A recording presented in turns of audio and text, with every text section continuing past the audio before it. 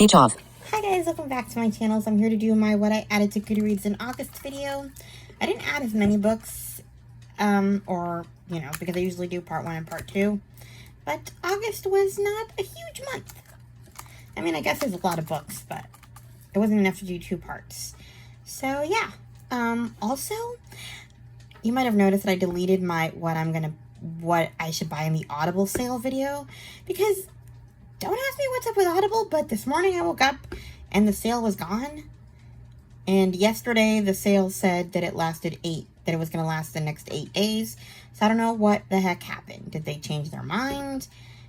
Because I was a little surprised that it happened so soon. But whatever the case, there is no more Audible sale. So I got rid of that video, because I didn't want people looking for books on sale that weren't on sale. I should have taken advantage of it while I had the chance. But really, there wasn't that much. Everything was like 50% off. Which is, I mean, it's decent, but $10 versus $20. Fair enough, but they've done better sales. Anyway, all my books were just more expensive than I wanted to pay for in a sale. I'm waiting for them to go on even more of a sale. So on that note, let's just get started with what I added to Goodreads. So my first book is Hush Little Baby by R.H. Herron. I heard about this one from Tina from the Book Talk Etc. podcast. She has her own channel, so I'll just tag her channel. Jillian Marsh is a survivor. She escaped her toxic upbringing at the hands of her religious zealot mother as a teenager, and after hitting rock bottom due to alcoholism in her 20s, she not only got sober, she built a successful marriage and medical career, even if she wasn't able to make amends for all the mistakes she made during her drinking days. But nearly a decade later, things are once again going downhill for Jillian.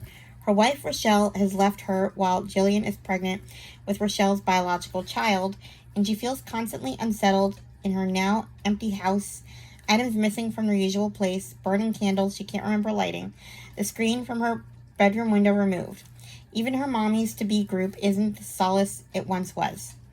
Bree, Camille, Maggie, and Jillian vowed to not only support each other in motherhood, but in their sobriety, careers, and maintaining their independence after the babies are born. A sisterhood that begins to unravel when the secrets between the women come unwillingly to light. As things in Jillian's home begin to escalate, she's forced to ask herself, is one of her supposed friends not as trustworthy as she seems? Could Rochelle be gaslighting her in order to claim full custody of their daughter? Or worst of all, is Jillian turning into her own mother and imagining all of it in some sort of subconscious sabotage against her unborn child? When the missing items turn into unambiguous threats, and as the circle of those she can trust continues to dwindle, Jillian knows only one thing for sure. She will do anything to protect her baby. So, yeah. Next we have Bluebird by Sharon Cameron. Krista from Books and Jams talked about it in her wrap-up, and I remember Amanda from On the Middle Shelf also talking about it. A historical novel set in post-war New York City. In 1946, Eva leaves behind the rubble of Berlin for the streets of New York City, stepping from the fiery aftermath of one war into another, far colder one, where power is more important than principles and lies are more plentiful than the truth. Eva holds the key to a deadly secret, Project Bluebird, a horrific experiment of the concentration camps capable of tipping the balance of world power. Both the Americans and the Soviets want Bluebird, and it is something that neither should ever be allowed to possess. But Eva hasn't come to America for secrets or power. She hasn't even come for a new life. She has come to America for one thing, justice, and the Nazi that has escaped its net. So, yeah. Next we have Zeal by Morgan Jerkins. I heard about this one from the currently reading Indie Press List. Harmon 2019. Ardelia and Oliver are hosting their engagement party. As the guests get ready to leave, he hands her a love letter on a yellowing, crumbling piece of paper. Natchez, 1865. Discharged from the Union Army as a free man after the war's end, Harrison returns to Mississippi to reunite with the woman he loves, Tirza. Upon his arrival at the Freedmen's Bureau, though, he catches the eye of a woman working there who's determined to thwart his efforts to find his beloved. After tragedy strikes, Harrison resigns himself to a life with her.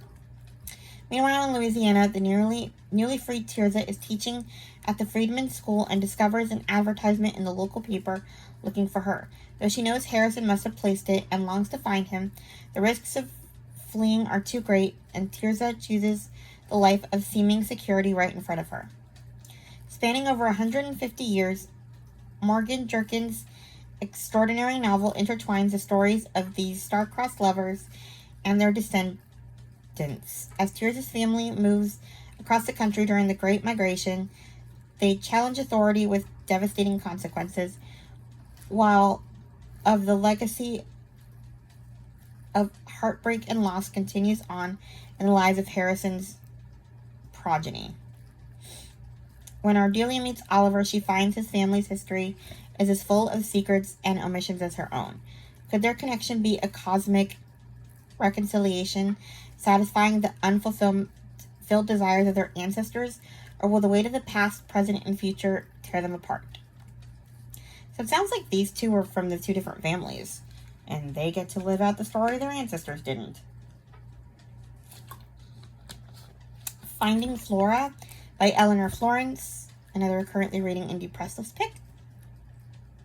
In 1905, Scottish newcomer Flora Craig jumps from a moving train to escape her abusive husband.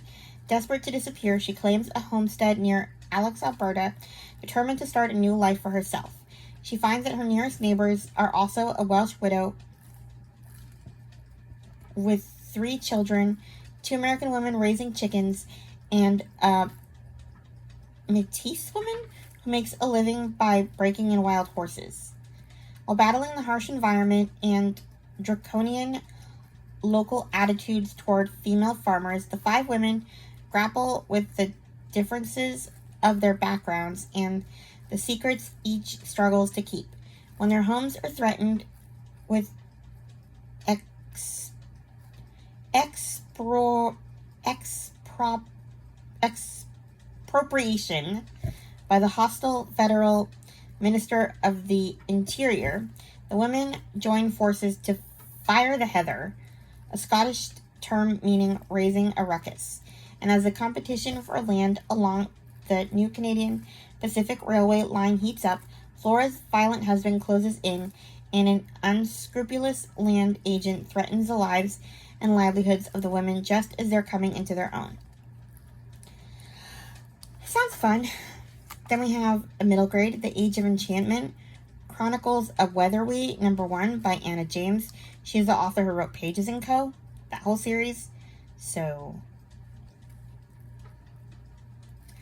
yeah. In Weatherby, everyone has magic inside them, grown from the changing seasons of spring, summer, autumn, and winter, but a rare few people are born with magic in their bones who can wield all 4 seasons of magic. When Juniper discovers she is an enchanter, she must leave behind everything she knows to begin studying at the Thistledown Academy of Enchantment. Unwilling to be left behind, her twin brother Rafferty decides to follow her to the capital city of Stormgrove and takes up an apprenticeship at a nearby bookbinder. As Juniper makes new friends and learns how to wield enchantment, Rafferty becomes involved with the mysterious secret society that meets after dark. Monsters are creeping out of the shadows, and dangers lurk in unexpected places. Amid night markets and magic lessons, they both realize there is more to enchantment and life in Weatherby than they could ever have imagined. Sounds fun. Then we have A Seaview Christmas by Julie Clausen. It's the last book in the Devonshire Shore series. I guess it's a novella. It's coming out. It already came out on September 2nd. Once Upon a Christmas Carol by Melody Carlson also came out on September 2nd. I don't know how I'll feel about that one because it's I'm hit or miss with Christmas Carol retellings because sometimes if it's too Christmassy, I tend to side with Scrooge. Next we have You Are Here by Karen Lynn Greenberg. I heard about this one on the Book Talk, etc. Mood Reader Happy Hour. They have like a Zoom call for patrons every month, and you get to, every couple of months, and you get to talk about your favorite 5-star read. So this one is about a bunch of people who work in a shopping mall and become friends, essentially. I'll leave it there just because I want to get through this. Then we have a few new releases from Chloe's new release video. We have The Board by Katie Farber that just came out today, actually. So much for fresh starts. When single mom Liv and her 3rd grade daughter moved to a small New Hampshire town from Boston after a messy divorce and an even messier job loss, they soon find themselves dealing with major culture shock. Within days, Liv is on the problem list of the man who acts both as principal and superintendent in her district, and he shuts down her concerns at a school board meeting. Liv's daughter suffers from anxiety, but the school is run like an army barracks. When Liv discovers that former teacher Lydia Brown was bullied, intimidated, and forced to resign by the board, she begins a quest to uncover what's really happening at the school. But as she comes into conflict with her ex-husband and the law, she begins to wonder if all of her suspicions are only in her head. Is she only imagining things, or will she be able to reveal the dark truth about unchecked power in this small town before more people disappear? Okay, honestly, I hadn't planned on reading it today, but I might just start it. I'm in between books, sort of. Next is She Was Never Yours to Take by Jen Craven. This one comes out on September 15th. I just got the email from Amazon, but it sounds like it's only available right now through Kindle and paperback or hard, like print. It doesn't give an Audible option, so I'm not sure when it's coming out on audio, which is annoying because I want it. It's about a teenage mother. Well, a girl has a baby as a teenager, and her sister has infertility issues, so she gives the baby to her sister, or they make her, I guess. And 16 years later, she's having her first baby with her husband, and should she tell her daughter that she's her mother or not? Add into it that her daughter's name is Carly. I mean, teen mom, much? And her sister doesn't want Carly to know, obviously. So, yeah. Dilemma there. Then, Everything She Never Knew by Annette Chavez Macias, coming out on September 16th. This one is about two best friends living next door to each other. Well, I'll just read kind of the tagline. As next-door neighbors and best friends, Claudia and Rachel share everything. But in Claudia's mind, that means recipes and clothes, not husbands. So basically, that's a messy divorce. Your best friend cheats on you with your husband, or, has a thing with your husband, and they live next door. And you have a kid. And then her mother moves in, who is apparently crazy, so sounds fun. Then we have Time for You by Elizabeth Davis, coming out September 23rd.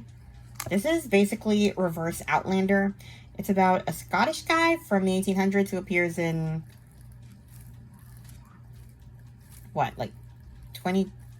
it's 2020 something. And yeah, that sounds fun. Daphne Griffin is a first-year Minnesota resident in emergency medicine when she rides her bike into a man who appears out of thin air. Physically, he's fine. Confused? Very. He claims he's Henry MacDonald from Edinburgh, Scotland, 1885. So, I'm very interested, and I can't wait to read it. Next is one I'm a little worried about. It's called A Song in the Dark by Kimberly Woodhouse, coming out September 23rd. This one I heard about from book lover Amanda. I'm worried because this is about a blind musician, and good grief, can we give blind people different careers? I am sick of the blind musical prodigies. We do other things besides play the violin. But in any case, I'm going to read it because it still sounds kind of interesting. Amidst the simmering backdrop of the impending World War II, blind virtuoso pianist... Okay, she plays the violin, excuse me. I mean, the piano, not the violin. Why do I keep talking about the violin? Chaisley Frappier embarks on a concert tour through a rapidly changing Europe despite the dangers. When she learns that Hitler's escalating regime of justice is targeting other disabled people, Chaisley, I'm not sure, realizes she is in a prime position to help those who are threatened reach safety. But the Fuhrer's growing fascination with the celebrated musician endangers her undercover mission and forces her to walk a tightrope between her fame and her calling. When Rick Zimmerman receives his next assignment from the British Secret Intelligence Service, he's surprised to learn he'll be acting as the personal driver of a world-renowned pianist as she traverses Europe.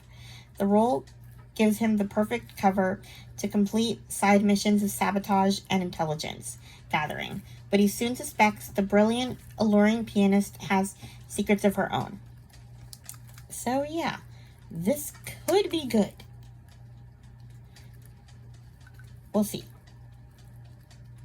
Next we have The Stories We Carry by Robin H. Pearson, another Amanda book. This one's coming out on October 7th. Glory Pryor has carved out a life for herself in Gilmore, North Carolina, cultivating a community around her bookstore by the book. While her business is a success, she carries the weight of stories of her own she's never told anyone. She holds out hope that one day her estranged brother will turn up on her doorstep so she can finally learn where he's been all these years. Glory's husband, Eli, thinks she has her arms wrapped too tightly around the could-have-beens and that it's time for them to let go of the store as they head into their retirement years. Glory has different opinions on that. She's not ready to give up the dream she's built just yet. Then Adele Simonet shows up with her young son, Bennett, and Glory's carefully controlled life begins to crumble. Newly widowed Adele Simonet is a single mother trying to find her footing and navigate parenting her young son. Lost in her grief, one thing she's certain of is that she needs to confront Glory Pryor and everybody who knows her because the woman's been living a lie. I don't know what that means, but I want to know, as Amanda says. Next we have a true crime book, The Carpool Detectives, a true story of 4 moms, 2 bodies, and 1 mysterious cold case by Chuck Hogan. I heard about this one from Meredith from the Currently Reading podcast. Basically, true crime moms during the pandemic who were bored and actually solved a true crime case. Next, we have some books by Jen Craven because I'm still waiting for that other new release, so I decided to see what else she has. Found 3, I think. The first one's called Her Daughter.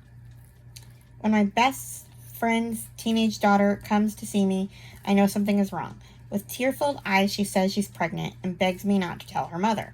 I know I'm betraying my best friend as I look at Chloe's terrified expression. I don't know how I will find the strength to say no. No matter what life throws at me, Yeah, basically, that's the dilemma there. I'm not going to read the whole thing. Next, we have The Baby Left Behind by Jen Craven. Take him, please forgive me.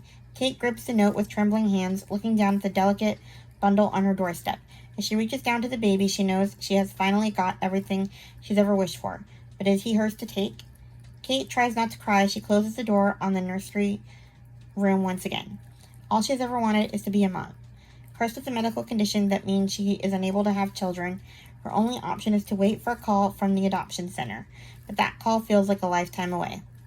Then she hears a faint cry from outside her house. She's convinced she's imagining it. The grief is starting to overwhelm her. But when she opens her door and looks down, her heart swells. By her feet is the most perfect baby curled up in a soft blanket. As the newborn's eyes light up, Kate feels instant love for him. She knows she can't just accept a stranger's baby. She has to call the police. But as she picks him up, it all finally feels right. This is where the baby belongs. But when her darling baby is rushed into hospital, Kate knows that in order to save his life, she needs to expose the lie she has been so desperate to hide. Can Kate discover who the child's real mother is?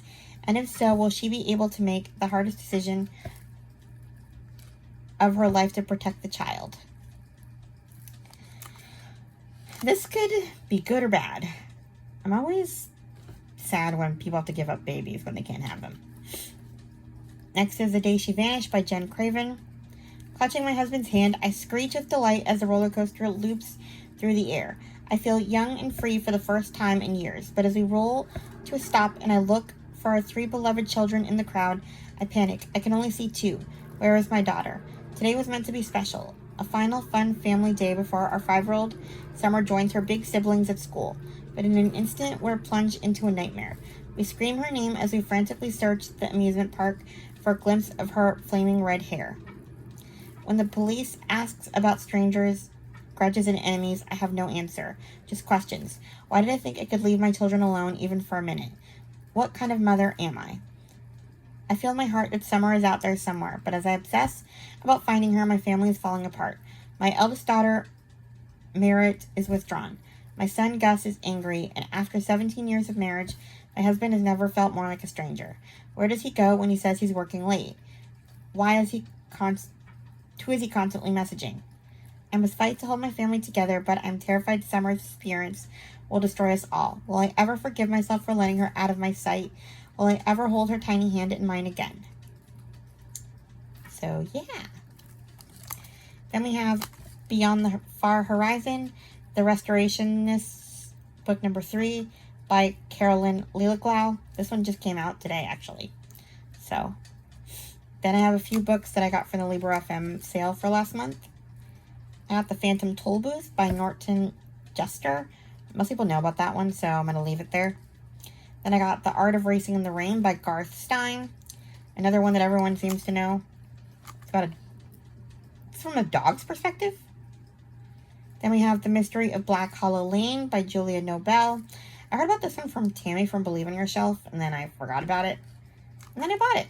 Came back on sale, so I already talked about that one in another video, so I'm not going to read the description for time's sake. Then I found Becoming by Michelle Obama. That's her biography. Then we have Through Water and Stone by Karen Barnett. I heard about this one from Lou from Christian Faith and Fiction. This one's coming out September 23rd. I don't know if this one's on audio or not. I'm looking for the pre-order, but I don't see it. In 1948, Zion National Park Ranger Henry Erickson and his wife Alma are less than 1 year removed from their infant son's sudden death in a flash flood, and the weight of the loss hasn't diminished with time. When Henry discovers an abandoned baby in a hat box on his morning rounds, he's unsure how to react, but Alma is delighted, and she reignites with purpose at what seems to be a miracle from God.